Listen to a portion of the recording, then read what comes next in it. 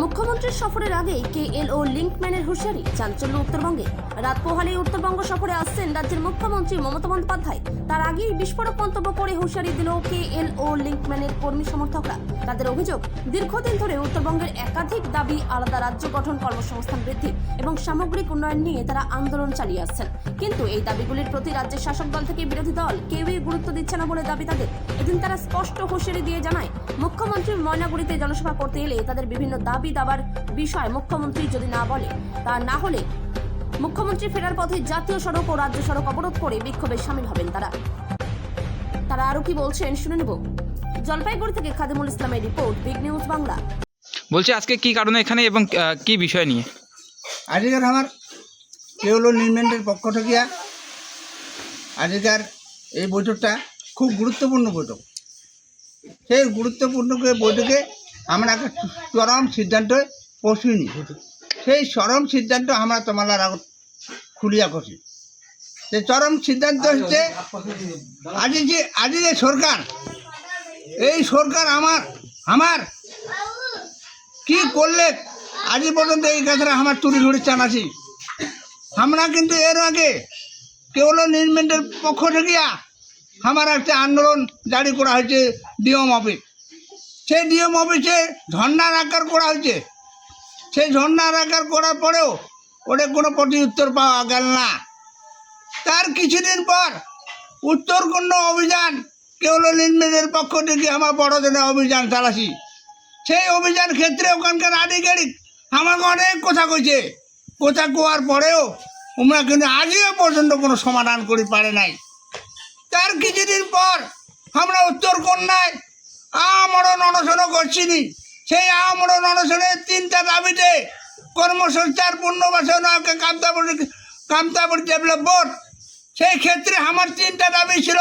সেই 3টা দাবির 3 দিন আমরা আমরণ অনশন জানিয়েছি। কোনো এটা মন্ত্রী মহল, কোনো এটাকে উত্তরবঙ্গের উন্নয়ন এবং দায়িত্বে তাই কিন্তু আইসে নাই। এই আধিকারিক বিভিন্ন আধিকারিক আসিয়া আমার খালি আলাপ আলোচনা করে চলে গেছে। কিন্তু সেই দিনে যেদিন আমার অনশন চলে, সেই মুহূর্তে ইলেকশন ডিক্লেয়ার হইল।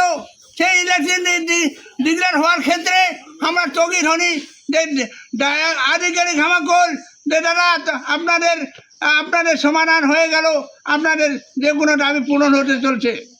তা আমাকে কয়া আমার অনশন আমরা ওঠা তুলি। ওরা এই অনশন তুলি ওঠে নেওয়ার পর আজও পর্যন্ত কোনো সমাধান হয় নাই। উত্তরবঙ্গের মানুষ না জানোয়ার নাকি? এরা কি ভোট দেয় না? আমরা কামতাম মানুষ, সেই কামতাম কি গেল মেনমেন্ট 2000 থেকে বামফ্রন্টের আমাদের প্রত্যেকে মানুষ, উত্তরবঙ্গের মানুষ 25 থেকে 30,000 মানুষ ঘর ছাড়া, বাড়ি ছাড়া, জেলবন্দি, বিভিন্ন রকম অত্যাচার করছিল। সেই মানুষের অত্যাচার করে ক্ষেত্রে পরিবর্তন সরকার আমরা নিয়ে আসছি মমতা দিদিকে। সেই পরিবর্তন সরকার দিদিকে দিদি প্রতিশ্রুতি অনুষ্ঠিত হয়েছিল, তোমাদের সব ব্যবস্থা করবো, কর্মসংস্থান ব্যবস্থা করবো, সব ব্যবস্থা করবো, তোমরা নির্ভয় আমার হয়ে কাজ করো। কিন্তু দিদি আজকে আজও পর্যন্ত আমাদের কর্মসংস্থান ব্যবস্থা করে কেন করলো না? আজকে আমি এই কেপিপি আন্দোলন সিপিএম আমল থেকেই করি। সিপিএমের আমলে আমার দোকানপাট, মিষ্টির দোকান ছিল বিশাল, সবাই জানেন। এই দোকান আমার পুলিশ 3 বছর যাবত ঘেরা করছিল। আমার দোকান তছনছ হয়ে গেছে, যাওয়ার পারমিট ইস্যু হয়ে যায়। তারপরে দেখি মমতা সরকার আসিল। মমতা সরকার ভোট দিলে বোধহয় আমরা একটু উন্নত হব। মমতা সরকার সবাই ভোট দিলাম। দেওয়ার পরে মমতা তো কোনো ব্যবস্থা করলো না। বাধ্য হয়ে আমাকে এখন আন্দোলন করতে হচ্ছে যে কী হলো, ল্যান্ডম্যান হিসাবে বাধ্য হয়ে আমরা আন্দোলন করব। এদিকে মমতা টম ওদিকে বাঁধিয়ে রাখছে, ওদিকে মোদি সেই জীবন সিংকে বাঁধিয়ে রাখছে। এখন আমরা মনে করছে যে আর বোধহয় কী এলো নাই, কিন্তু হ্যাঁ যদি আটকে থয় তা কেলো জন্ম হবে আবার এই উত্তরবঙ্গের মাটিতে, আবার পুরো আন্দোলন চলবে।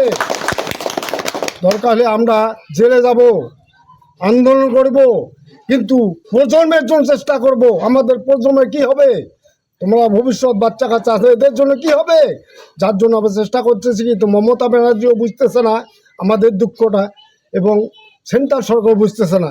এই জন্য আমরা বলছি যদি 26-এ 25 তারিখে মমতা ব্যানার্জি আসতেছে। এর আগে আমাদের কোনো যদি কিছু সুরাহা ফায়সালা না করে, আমাদের লিঙ্গমনদের কর্মসংস্থানের ব্যবস্থা যদি না করে, তারপরে আমরা দরকার হলে পথ অবরোধ করবো। তো আজকে কারণটা হচ্ছে যে বিজেপি টিএমসি সরকার যে আমাদেরকে যে ঠকাচ্ছে, যে কেন্দ্র সরকার বলছে যে শান্তি আলোচনা জীবনসঙ্গীর সাথে হচ্ছে, আলাদা রাজ্য হচ্ছে, কিন্তু আজ পর্যন্ত আলাদা রাজ্য হচ্ছে না, কিচ্ছু হচ্ছে না। কিন্তু এদিকে মমতা সরকার, যে আমাদের রাজ্য সরকার, মুখ্যমন্ত্রী মমতা ব্যানার্জি, উনিও আমাদের কোনো ব্যাপারে মানে কোনো কিছু করতেছে না, না ডেভেলপমেন্ট বোর্ড, না আমাদের কর্মসংস্থান ব্যবস্থা, কিচ্ছু করতেছে না। এই দুই সরকারকে আমি বলতে যাচ্ছি যে এই দুই সরকার হচ্ছে ওরা সেটিংবাজি সরকার, মানে দুই সরকার ওরা একই সাথে মানে মিলেমিশা করে সাধারণ এখানকার লোককে ঠকাচ্ছে যে তোমরা ভোট দাও, তোমাদের উন্নয়ন করবো, ডেভেলপ করবো, অমুক করবো, আজ পর্যন্ত কিচ্ছু দেয়নি। সামনেই তো ভোট রয়েছে, সামনে ভোট আসে, তো সামনে ভোটে আমি সবাইকে আমাদের রাজবংশীর মানুষকে বলতে চাচ্ছি যে এই দুই সরকার যেভাবে আমাদেরকে ঠকাচ্ছে, বিজেপি আর টিএমসি, এটা হচ্ছে সেটিং দল।